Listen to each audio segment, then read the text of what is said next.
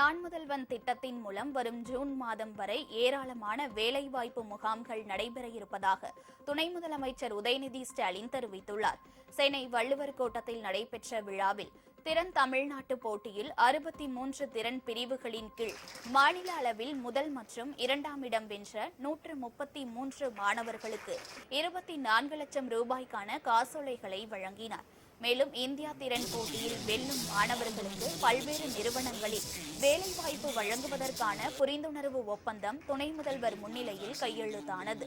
நிகழ்ச்சியில் பேசிய அவர், மற்ற மாநிலங்களில் எல்லாம் பள்ளி படிப்பும் கல்லூரி படிப்புமே பெரிய கனவாக இருந்து வரும் நிலையில் தமிழ்நாட்டில் மட்டும்தான் அடுத்த கட்ட வளர்ச்சியை நோக்கி பயணித்துக் கொண்டிருப்பதாக தெரிவித்தார்.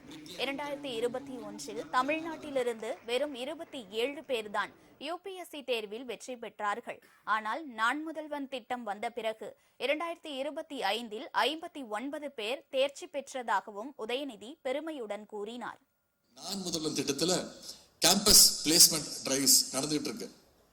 கடந்த டிசம்பர் மாதம் தொடங்கி இப்போ வரைக்கும் நடந்த வேலைவாய்ப்பு முகாம்களை கிட்டத்தட்ட 1200 மாணவர்களுக்கு வேலை வாய்ப்புகளை உருவாக்கி கொடுத்திருக்குது நம்முடைய அரசு. நான் முதல்வன் திட்டம் மூலமா வர்ற ஜூன் மாசம் வரைக்கும் தமிழ்நாடு முழுக்க 100க்கும் அதிகமான வேலை வாய்ப்பு முகாம் நடக்க இருக்கின்றது.